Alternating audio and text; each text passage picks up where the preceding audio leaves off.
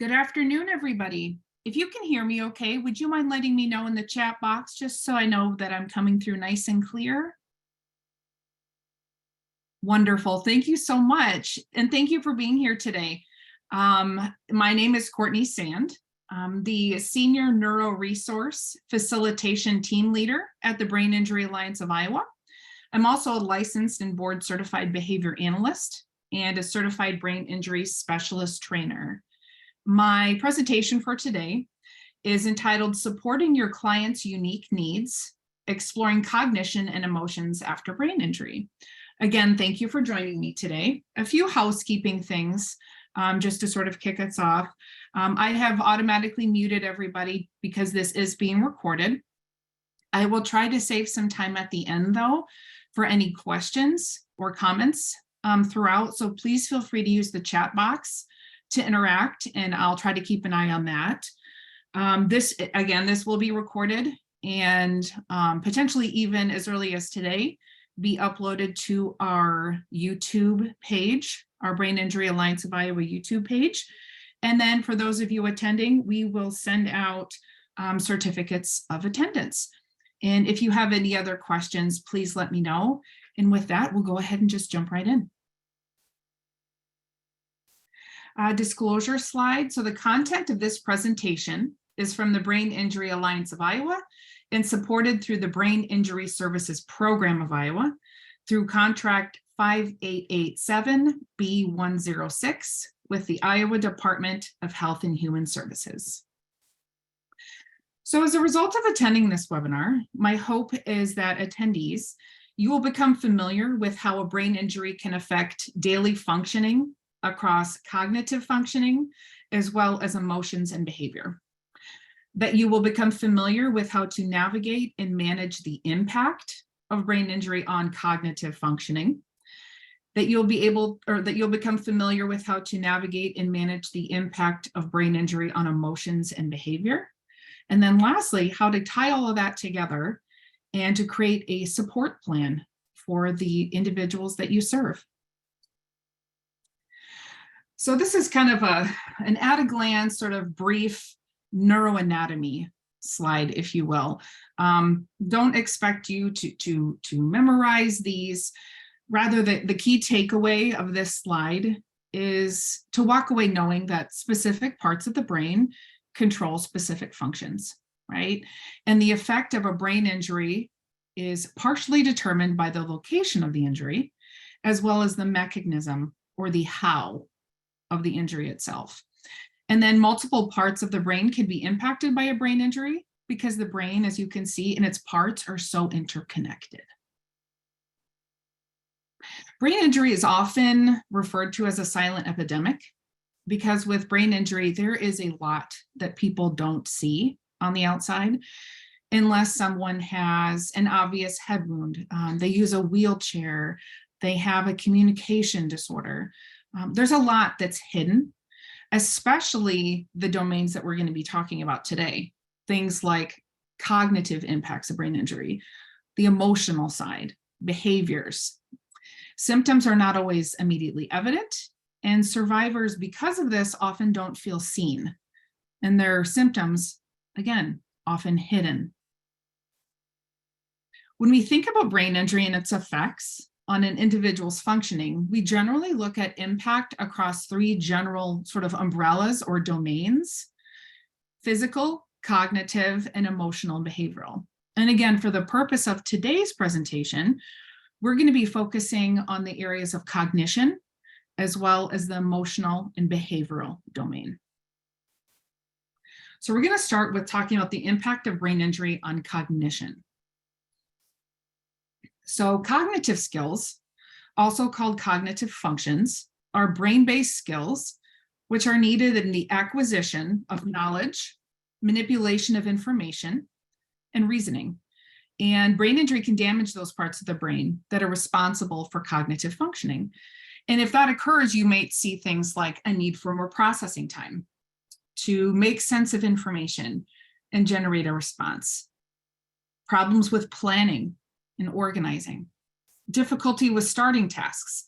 We generally refer to this as initiation, We're kind of like the gas pedal in your brain, the getting going, getting something started. And then along with that is the being able to finish a task and kind of see it through, the momentum to keep it going. You might see issues maintaining concentration, where someone is easily distracted. Inflexible or rigid thinking. Perseveration or brain lock, where no matter how hard you try to redirect a conversation or kind of move away from a specific topic, the person is kind of locked to there. Poor memory, whether that's short-term or long-term. Confusion and disorientation. Difficulty with judgment and problem solving. Disinhibition.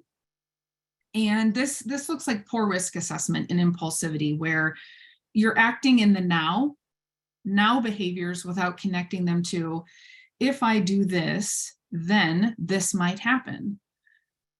And then changes in personality, things like lower frustration tolerance. You get irritated more quickly. You go from 0 to 60 faster than you did before your brain injury. These are just some of the cognitive impacts that are common with brain injury. What does the impact of brain injury look like on emotions and behavior? These are some of the things that we commonly see. Again, brain injury can damage parts of the brain responsible for emotional and behavioral regulation. And if that occurs, you might see things like depression, ranging from a non-formal diagnosis of depression, where somebody has depressed mood, maybe they don't have depression, all the way to feeling suicidal and making attempts. Anxiety, post-traumatic stress disorder, substance abuse disorder, schizophrenia, where someone experiences things like auditory, visual, and or tactile hallucinations, having delusions, delusional thoughts. The relationship between brain injury and mental health is that brain injury can cause an increased susceptibility to mental health diagnoses and substance abuse. And if a person has a mental health diagnosis prior to their brain injury, the symptoms are usually exacerbated or made worse by the brain injury. With respect to data, there's a 34 to 49% prevalence rate of mental illness in individuals with brain injury compared to 18% in general population. Very common to see brain injury and mental health issues go hand in hand. With respect to substance abuse, 72% of individuals in dual treatment for substance abuse and mental illness report a history of at least one brain injury. 20% of individuals begin using substances for the first time after their initial BI. So again, seeing substance abuse issues and mental health, kind of that trifecta with brain injury, very common, which makes it even trickier to manage, right? So that's part of the reason we're talking about this today, is you've got layers of issues and layers of needs that we kind of have to sift through. So now what? You have an idea, you've gotten a picture of, okay, so here's some common impacts of cognition, brain injury on cognition. Here's what it may look like on emotions and behaviors. So I want to jump into the second half. I want to talk about some very specific impact-based strategies that you can use to help manage areas of cognition. And then we'll move lastly in how to then take that information, that tangible information, and build a support plan for the people that you serve.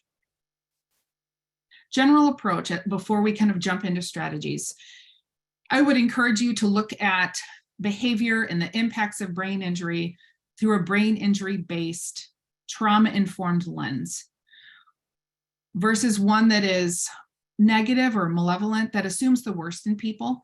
And this is kind of why we talk about brain injury as a hidden disability, because we see sometimes these behaviors, these impacts on the outside, and we might falsely attribute cause to a behavior before we really understand what's going on beneath the surface. The first section that we'll talk about with respect to cognition is getting and maintaining attention. So at a very basic level, and a lot of these, I recognize that many or most of you may already know, but when we're in the thick of it sometimes in our interactions, especially if things are escalated, sometimes these common sense, if you will, strategies fall away. So I think it's a good refresher. And these sometimes, one of the things I love is that they're so simple often to implement, but can be so powerful. The first one being using the person's name first before saying something or asking a question, to ensure at a very basic level that you have their attention. Instead of saying, "It's time to get up, Bob." "Hey, Bob." "Oh, there you are." "Hey, it's time to get up in about 5 minutes. I'll go ahead and set your timer for you." Simple thing that just, all right, I've got their attention, they're engaged, I can proceed with asking or telling. Minimizing environmental distractions as much as possible. Individuals with brain injury often can become overwhelmed very easily, very quickly, with visual stimuli, auditory stimuli. So as much as you can, kind of decreasing the effect of those in the environment, whether it's background noise, bright lights, visual noise, like cluttered walls, things like that, that can really help prevent somebody from being distracted or overwhelmed. One speaker at a time. So more than that can be overwhelming and makes it difficult to focus on the content of what's being said. Simplifying your words and shortening your sentences. Avoid being overly wordy. Reducing unnecessary verbal noise when you're able to. Being direct, as black and white as possible. Avoid being vague, which can leave things up to possible misinterpretation and confusion. So really, at the heart of these strategies that we'll go through, it's setting somebody up for success. And while we're talking about these being effective for individuals with brain injury, it's also just good human practice. These are good with anybody. Define your words and provide examples when needed to provide clarification if need be. And be patient. Easier said than done sometimes, right? But one of the things that I mentioned that can be affected by brain injury is the need for extra processing time. For an individual to both receptively take in what you're saying or asking of them, to make sense of it, to process it, and then to generate a response. All those steps take longer for somebody with a brain injury generally. So being patient. Proactively checking in with somebody throughout a conversation that you're having or a task that you're in the middle of, to stay ahead of fatigue and distraction, boredom, confusion. The earlier that you can intervene, the better. It's better to check in with somebody throughout a process rather than getting to a point where they're just done. I've hit my level of fatigue. We didn't take any brain breaks. Now I'm done. Or this is really frustrating. I don't know how to do this. I'm over it. I'm over it. So it's better to check in with somebody proactively before you hit that point. Utilizing a timer can be a really helpful thing. You can set it to go off at specific intervals during which the individual can do a body check and you can guide them through it. So however often it needs to be, maybe they have an hour allotted for a certain task that they're working on. And then, so maybe every 5 minutes, every 10 minutes, whatever's appropriate, a timer goes off and that's their cue to do a body check. Am I still on task or did I get distracted and wander away, kind of forget about what I was doing? And again, that can be done independently, depending on the person's needs, or it's something that you can coach somebody through, which is wonderful because then they can learn how to self-monitor and get themselves back on track. Taking brain breaks, I mentioned this a couple minutes ago. This can help maintain attention by allowing one's brain to rest and then come back to the conversation or task at hand. Take those brain breaks proactively before somebody hits a wall where they're fatigued to the point of kind of no return or they're frustrated. The next mini section that we'll talk about as far as cognitive skills that may be impacted is the area of initiation. And again, that's sort of the get up and go, sort of gas pedal in your brain, the way you present tasks, and time management. Avoid unfairly and mistakenly labeling initiation or dysfunction as lazy, unmotivated, or that someone has disregard for hygiene or just has disregard for turning things in on time. As I said, brain injury can affect that gas pedal in your brain. So simply saying things to somebody with initiation issue, like you need to just adjust your attitude and care more about blank, or why isn't that done yet, or just do it already. It's frustrating to help support somebody through initiation struggles, but it's not that easy just to turn it on and off, because a person can want to do something very much. It could be, you know what, I've been in kind of a depression here in the last week or so. I know a shower would feel wonderful. I know how to take a shower. I know how it will make me feel. I know what the benefits are, and I have the tools necessary to take a shower. I have shampoo, I have body wash, but the ability to start that task or activity, even with the desire to want to do it and the skills to do it, can be extremely challenging. And in working with survivors of brain injury, I often hear that this is one of their most frustrating struggles, is they can recognize that, like, I want to do this thing. Like, I know this thing needs to be done. I just can't start it. And it's probably equally as difficult for the people that love them. It's like, why? And it's often simply something that seems quote unquote easy. Like, this is easy. We just jump in the shower, take a shower. Again, when the gas pedal in your brain is broken, these things are much, much harder to start and to do. Avoid punishing the behavior you want to see. That sounds common sense, right? Like, well, of course. It comes down sometimes to the words that we use and how we deliver them. So things like, oh, so you finally decided to get up out of bed. Or thank you for calling to make that appointment with your neurologist. Why can't you do that all the time? It's kind of a backhanded compliment, right? So as a rule of thumb, this is why this is good. It's a refresher. I catch myself doing this sometimes. So as a rule of thumb, avoid words like finally and all when attempting to praise or motivate someone. And if somebody takes a step in the right direction, even if it's seemingly small step, or they make that step and then they take 3 steps back, encourage and genuinely praise those efforts. I like this one. Help envision what the end product, what done, looks like for somebody, making it visible depending on the person's needs. So what I mean is, so somebody with a healthy brain, someone who is neurotypical, they don't have a brain injury, you can imagine what done looks like with respect to a task or an activity and kind of work backwards from there. So for example, go get ready for school. If I'm talking about my children, getting ready for school, what does done look like? Somebody with a neurotypical brain might be able to go, okay, that means I need to get my uniform on, I need to get my shoes on, backpack, water bottle, lunchbox, this picture of done, right? Somebody with a brain injury where executive dysfunction, where this part of their brain is compromised, they have significant challenges in being able to do that.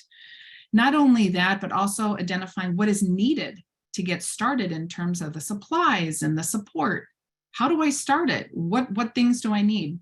If you can't see what you're working toward, it's overwhelming and paralyzing to get started, right? So something that might help, and again, this is going to be person and injury dependent, but if you have a pediatric client with a brain injury, get ready for school might look like taking a picture of that child holding and wearing all the things that they need to start their school day. They've got their uniform on, their little backpacks on, lunchbox in one hand, bottled water.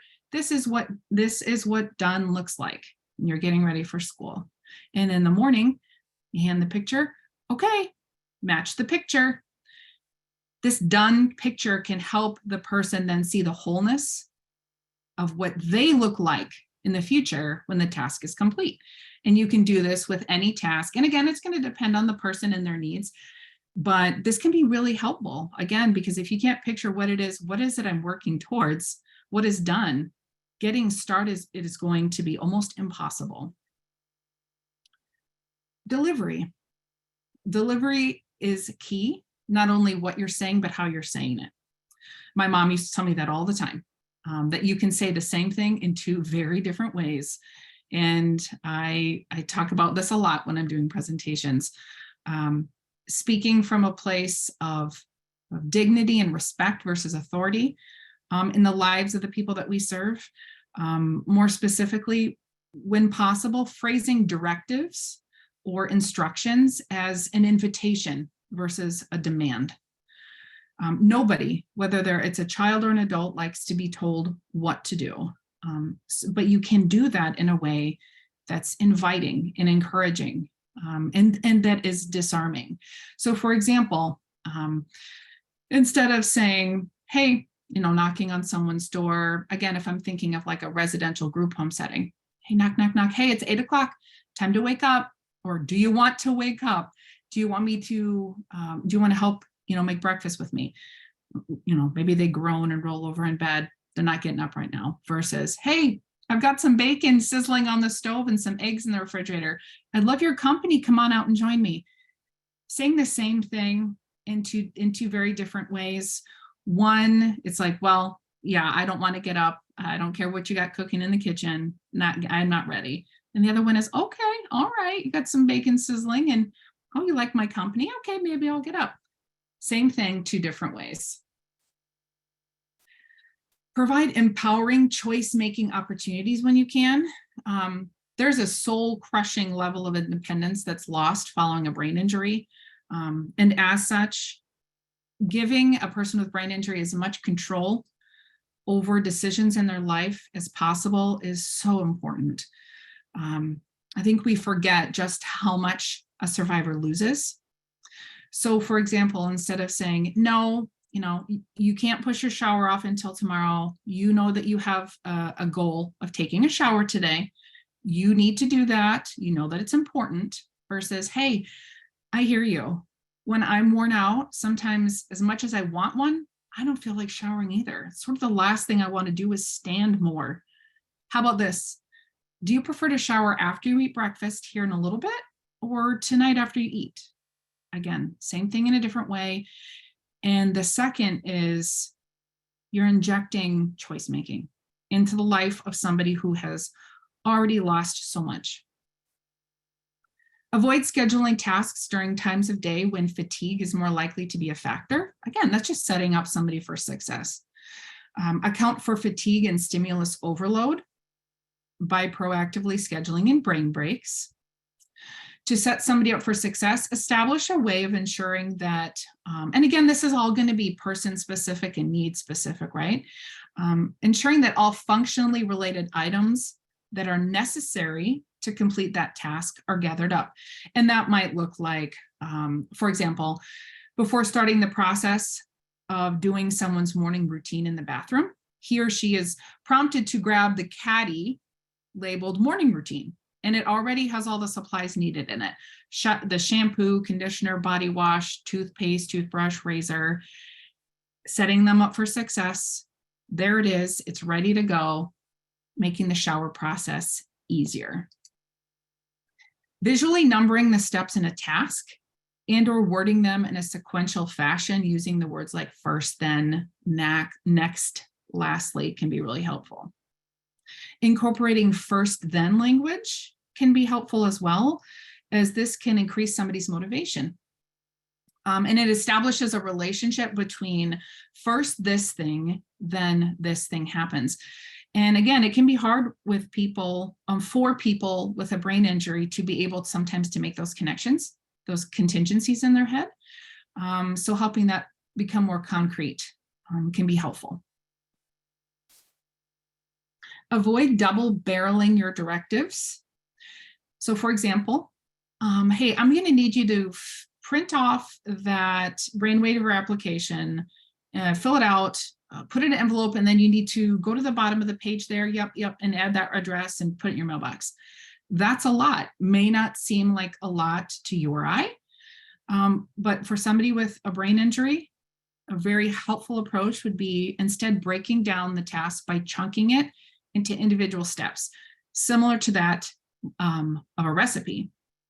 So, first you'll need to print off this application. Okay, perfect. Then maybe you're over the phone with them. Oh, wonderful. You've got it in front of you. Okay, got the paper in front of you. Let's grab a pen. Okay, you're ready. Perfect. Let's go down to the section. Yep, first name. You fill it out line by line. Tell me when you're done, and we'll move on. Regardless of what you apply this approach to, it can make larger tasks feel much more manageable and less overwhelming. I love these timers. I don't know if any of you have them or use them. Love it. Use them in my home all the time. Utilize a visual and or audible timer to communicate the passage of time. I love those. You can get them just about anywhere. I think I've gotten mine from Amazon in the past. And they're really great because not only can you see the visual passage of time or how much is left, you also get an auditory, a beep at the end, which can be really helpful for somebody who has trouble with time management. They can easily look up and visually go, okay, I've got, in this case, I have 40 minutes left. Modify your task presentation to boost confidence and create momentum. And when I think about this, I think about the way we approach at home, like our flashcards with my kids, where let's say they've mastered addition and subtraction, but we're working on multiplication. We're working on mastering that skill. I'm going to start with the stuff that makes them feel like little rock stars, right? Yep. Hey, we're going to run through your addition deck and then your subtraction deck, and then we're going to work on multiplication a little bit. We'll get that momentum going, boost their confidence. You can do this also with anyone of any age and just about any task if you think creatively. Be flexible. Allow for the ability to reschedule a task for a later time when someone has more energy or motivation. If I have a scheduled follow-up call with a client, if I've asked for permission and I've said, hey, can I text you morning of to see how you're feeling and if you're still up for a call? And they say, you know what, I did not sleep good at all last night, or I woke up and I'm feeling just kind of cognitively foggy today. You know what, that's okay. What would be a better time of day for us to do next time? So just be ready and be okay with being flexible. Presume competence. Even if someone doesn't understand your speech, they will feel and understand your belief in them. And again, sometimes when you're in the thick of working through something difficult, these things are easier said than done.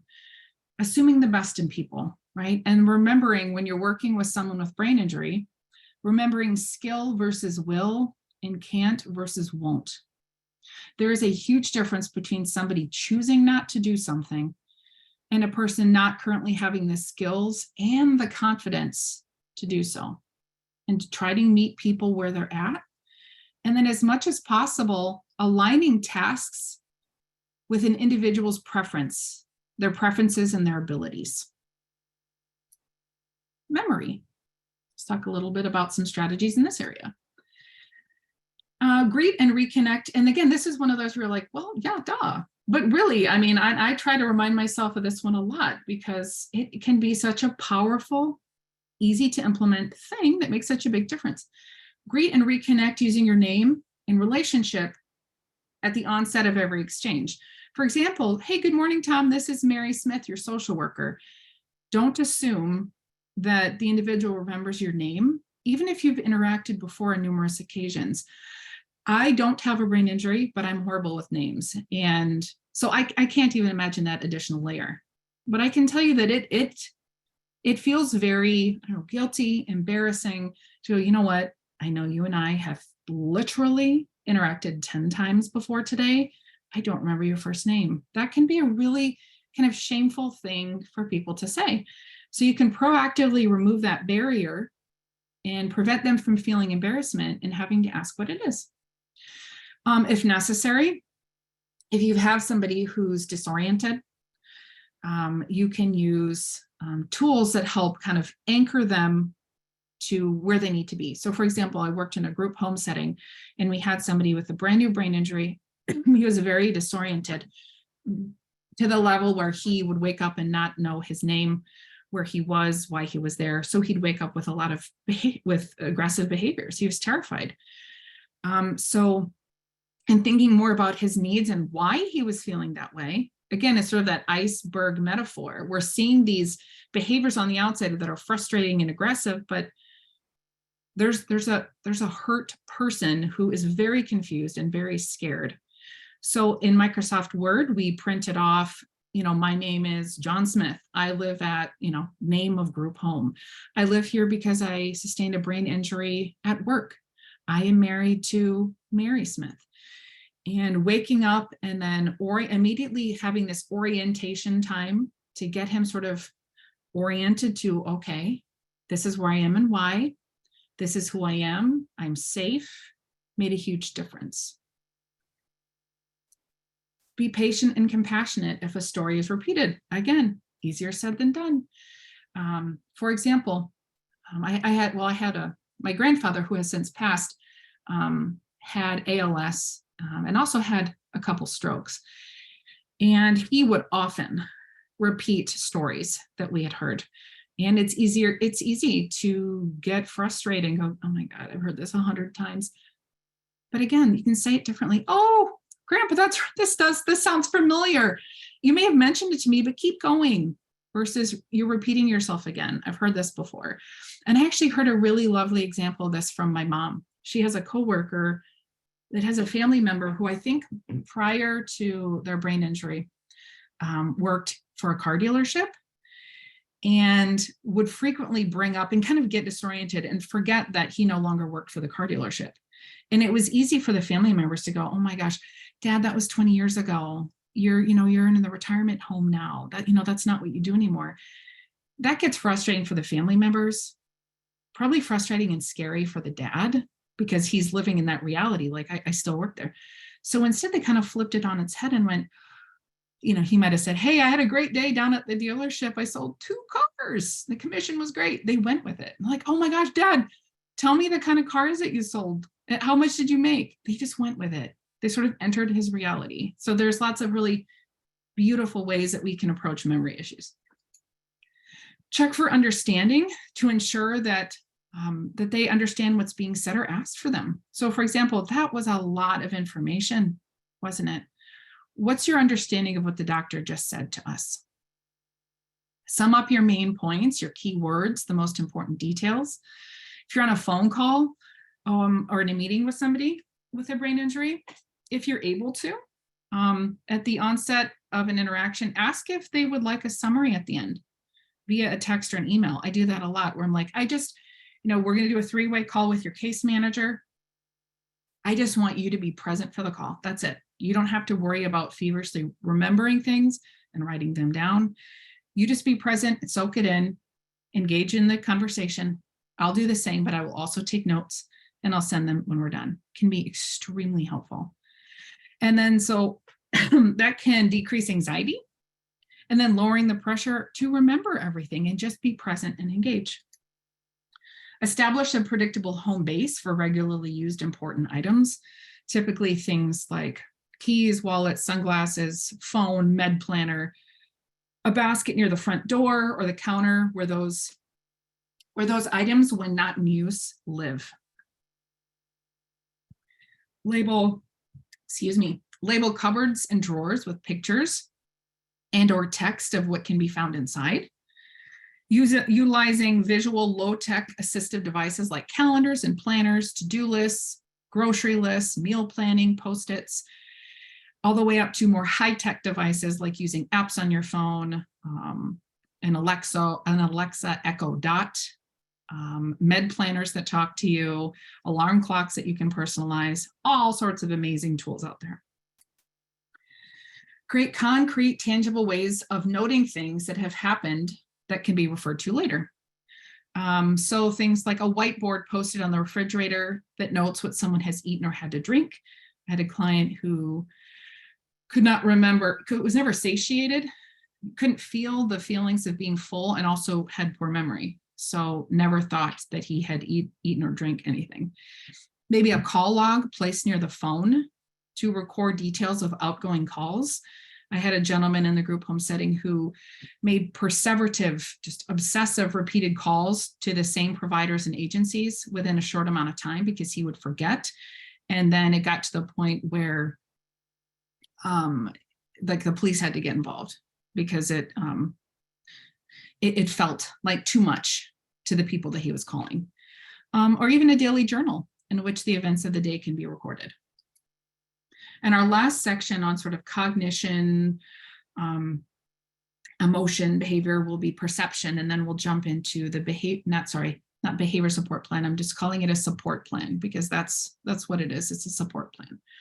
So this last section here is perception. Often when I've worked with folks with issues around perception, it's usually where there's schizophrenia or some other mental health diagnosis present, where they're experiencing, seeing and hearing, feeling things that are not there. Our human, I think our gut reaction, which is a beautiful thing, it is, and it's what I think most of us would do, is to immediately then maybe not argue, but challenge their sense of reality, right? Going, there's nothing there, you're fine, right? And that sounds compassionate. It is. You're trying to talk them back into your reality. But it's important to remember that that's their sense of reality. It's how they feel, it's what they're experiencing. It's not right or wrong, it just is. And it's going to go against sort of your default response, which I'm going to challenge you to do because I have found that this is so much more disarming and de-escalating. So instead, you're going to enter their reality with respect and understanding, which will feel foreign and strange. It's going to feel weird. It might even feel like the wrong approach. And you mirror their reality. And I've had these are all examples from the work that I've done. Hey, I can see that you're scared and frustrated because you see someone in the room with us who's yelling hurtful things at you and is waving their arms around. That has got to be really scary and really distracting. So trying to tell them that they're not there, you're going to get into this sort of cycle, this battle where you're going back and forth to that person. They are in the room and you most likely can't change that for them. So entering that space and recognize it and validating is going to be very powerful. So instead of trying to sort of lost my words there. So instead of trying to talk them out of what they're experiencing, you're going to make the focus on increasing their perceived level of safety. For example, I had a gentleman who almost daily, it was heartbreaking, would be out on the porch of the group home yelling and swinging his arms at something that wasn't there. And instead of going out there when staff would make an attempt to de-escalate, saying there's no one there, only made things more confusing and scary for him. So instead it was, hey, why don't I stand in front of him so he doesn't bother you as much while we're talking? Or let's go stand outside of the house. I know you can still hear him. I know he's really loud and scary and he's kind of being a jerk. But he's not moving, so we will. Okay, let's go over here. I had a client who thought that staff had cameras in her vent and she would barricade herself in her room and she was very scared and very confused, rightly so. Instead of saying, you know, you might not say it in this way, it's not very kind, but hey, that's ridiculous. Why would we bug your room? You know, we're here to care for you and take care of you. Versus, why don't I shut your vent? Or, you know, and later today we'll go to Menards and we'll get a cover, one of those magnetic covers, and we'll put it on there. Will that help? Amazingly, problem was solved. And hey, be reasonable. There isn't anyone out there.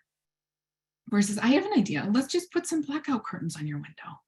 Then you won't see anything that's out there. Lovely. And again, I feel like sometimes we overthink strategies when sometimes it can be that simple and really powerful stuff. Okay, so here's the third part where I'm gonna walk you through, and I could make a whole day's workshop, probably multiple days, on how to create a support plan. And I'm just gonna hit the highlights. If you have any questions or anything that maybe we don't get to today, you can certainly email me. I'll put my contact information up on the last screen. because I would love it if I could, every slide, if I could spend an hour on it and just brainstorm and talk. But I'm going to hit the highlights so you get the gist of sort of the skeleton of what a support plan can look like. And whether you're a survivor listening to this, a family member, a professional, you can create this for yourself. You can create it for someone else. So we'll go ahead and just dive right in. So when I think of a support plan, I think of, and it should be a fluid document. So a document that's not set in stone, that changes with time, changes with need, and that it's person-centered, where all of the important details about a person live. It's extremely beneficial. It's a guide for helping a person set themselves up for success, or in the case of professionals or loved ones, supporting your person.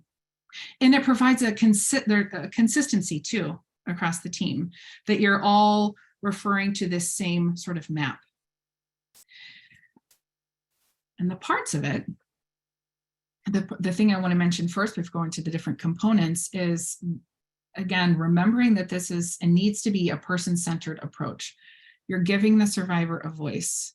You're inviting both initially when you first meet them at intake, and then throughout the process of providing services or being in the life of this person, where you're inviting them to tell their story.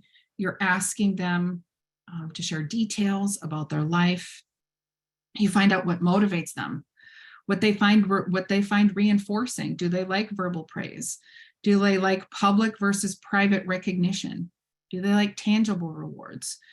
And then, as much as possible, incorporating these details into their daily life. And I used the example earlier of if somebody prefers taking a shower in the morning versus the evening.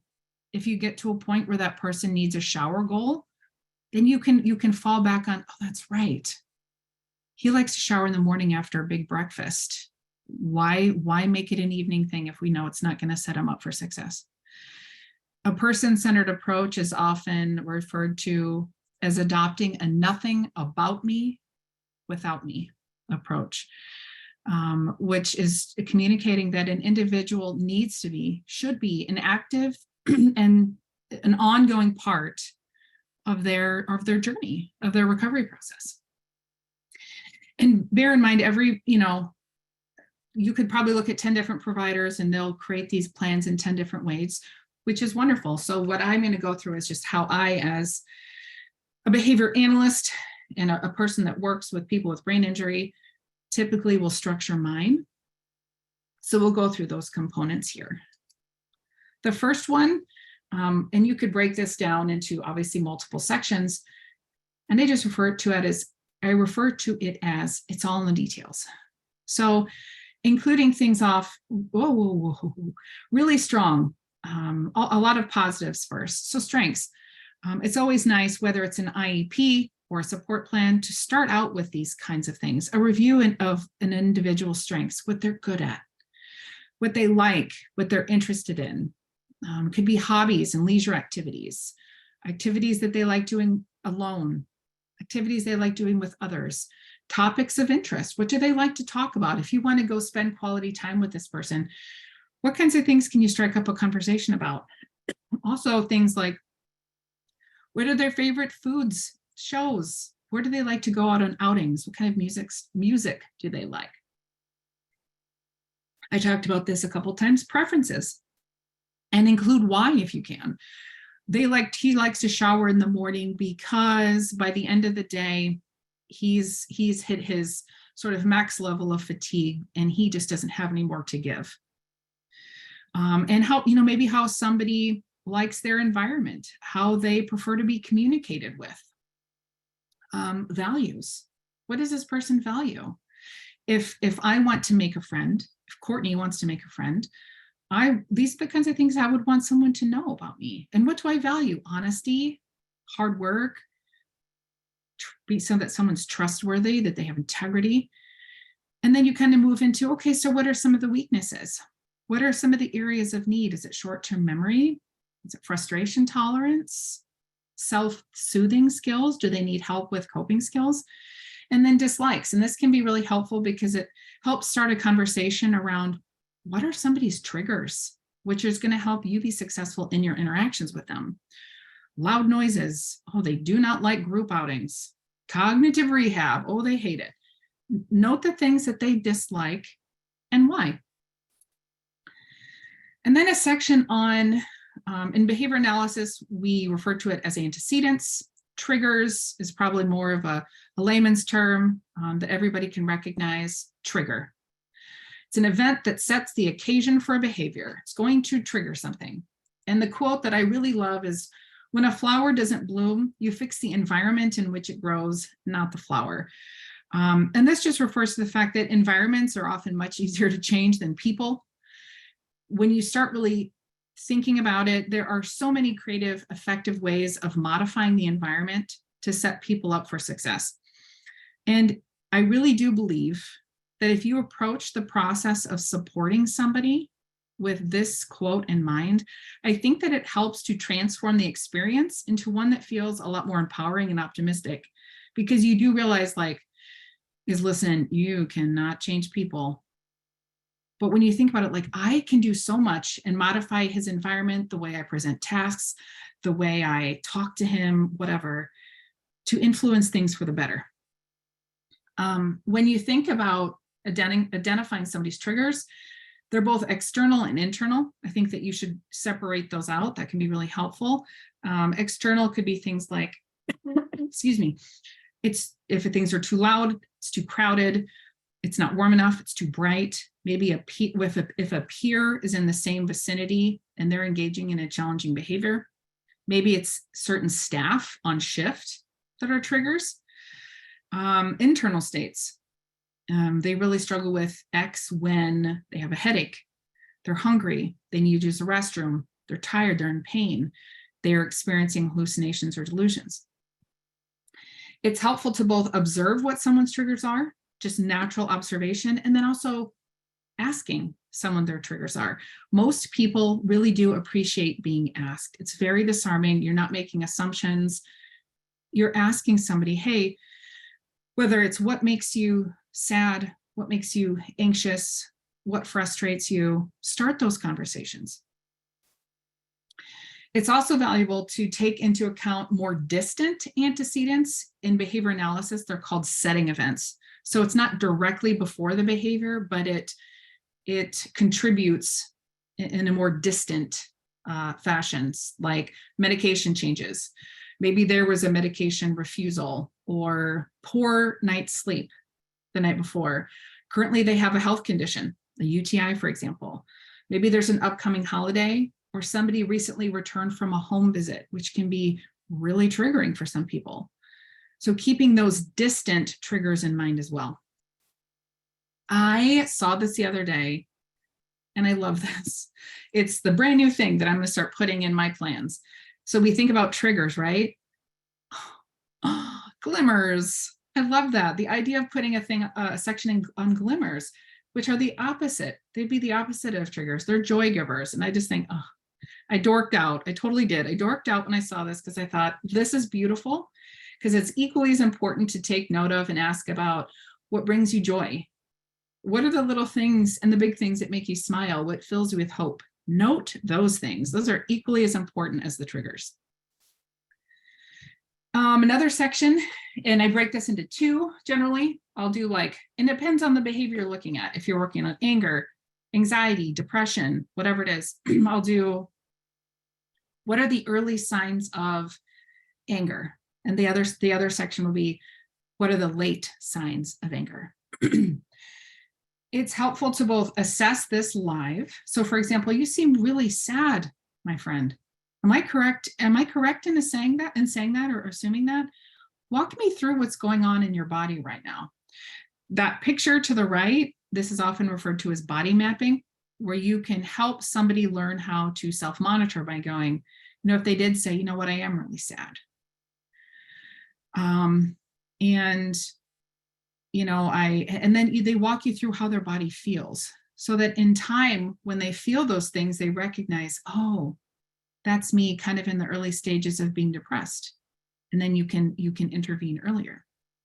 You can also observe. So, hey, I've noticed that when your anxiety kicks in, You have a tendency to start pacing, biting your nails, your cheeks flush, and you get a lot more quiet than you normally are.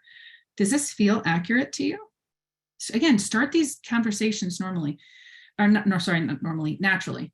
And then lastly, ask, how does your body feel when you're in the late stages of anger? What is your body typically doing when you're feeling this way?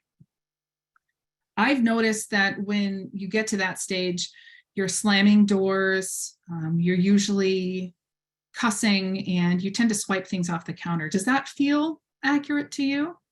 Have those conversations as much as they'll tolerate it.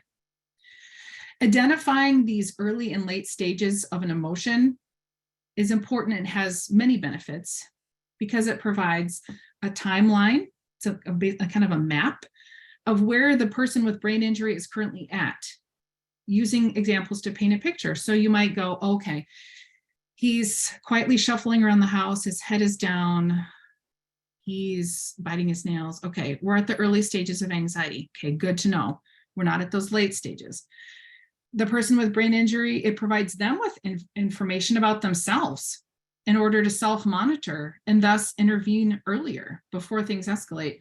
People are much more likely to, for example, if they have a PRN or as-needed medication for anxiety that they can take, hey, I'm noticing that you're in those early stages. Why don't we go ahead and have you take your PRN?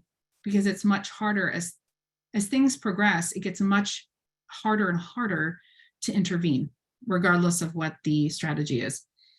It also provides the person with brain injury support system with information that they need so that you can go, okay, it looks like he's starting to get frustrated. Let's do X, Y, and Z as laid out in his plan to help him manage that. And then finally, the opportunity to align coping skills with where someone is at. Maybe you align, if you see someone is in the early stages of anger versus the later stages of anger, you have different coping skills assigned to both of those. If he's in the early stages, maybe it's taking space, taking a PRN, going on a walk, hey, smoking a cigarette. And then a later stage might be, okay, we need to nonchalantly clear the room. We need to get things off the counters so that nothing can be thrown. We need to make sure we have a phone charged in case we need to call 911, that kind of thing. Strategies, you're going to have a section on strategies, both proactive and preventative strategies. A lot of what I've talked about today are proactive, preventative sort of environmental changes that are within your power that can go in there. And then reactive things like, what do I do when he's starts throwing things or starts having a panic attack? What are the strategies that as a team, as a family, we're going to consistently provide? Having a section on identified coping skills that the person has. If they don't have any, or if they have one, note that. That'll be a goal. You can work on it. Create a menu of options and then make it accessible, whether it's printing it out and putting on that person's wall, putting it in a note or an app on their phone.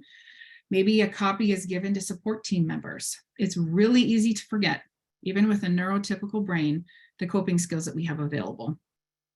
Practice those coping skills through role play and discussion, and you would do that at baseline. You're not going to practice those skills when someone is in the throes of panic and rage. You're going to have, maybe you schedule every day for 10 minutes or a couple times a day where you role play. Hey, let's walk through what your coping skills would look like, or how to let me know you're in the early stages of anxiety, that kind of thing. Practice. And then, we probably all could benefit from adding more coping skills to our menu. So consider teaching additional coping skills. And then lastly, support team, identifying support team members with, family members, friends that they can call. Maybe it's support group friends. Maybe it's a faith-based group of people. Specific professionals, could be a staff member, a therapist, phone numbers that people can call, and then also providers, AA, maybe the nearest walk-in mental health access center, the suicide hotline they can call, mobile crisis, 911.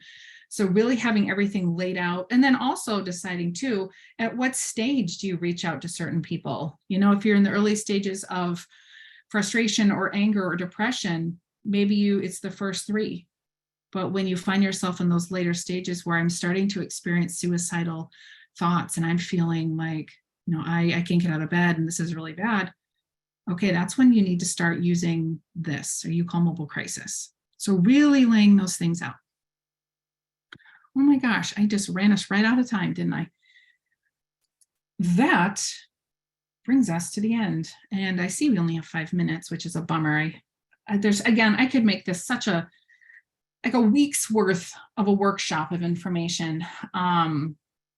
So I'm going to pause. I recognize that we don't have a ton of time. So if you have any questions or comments, please feel free to throw them in the chat real quick and I can try to address them. Otherwise, please feel free, you can absolutely reach out to me if you have any thoughts, questions. I am more than happy to help you set yourself or the people that you serve up for success. I really, really appreciate you making time out of what is probably a busy day for everybody, especially on a Friday afternoon, my friends. Thank you for making time to come listen today. And I hope that it, if anything, was a refresher, or gave you a new idea, maybe tweaked an old idea of how you can do things differently and support the people in your life that live with a brain injury. So unless I see anything that pops up here in the chat, again, thank you. It was recorded. We'll put it on our YouTube page, and then we will email out everybody a certificate of completion. I think that's everything. I'm going to put, oh, wait, no, I take it back just a minute. At the beginning of, here we go. I'm going to put the evaluation link in the chat box real quick. I did that at the beginning. I'll do that again. If you have a moment, we really do look at and appreciate the feedback. So thank you if you take the time to do that. Thank you, Kevin. Again, I appreciate you all being here today. Have a wonderful, safe weekend and a happy 4th. Thanks again. Bye-bye, everybody.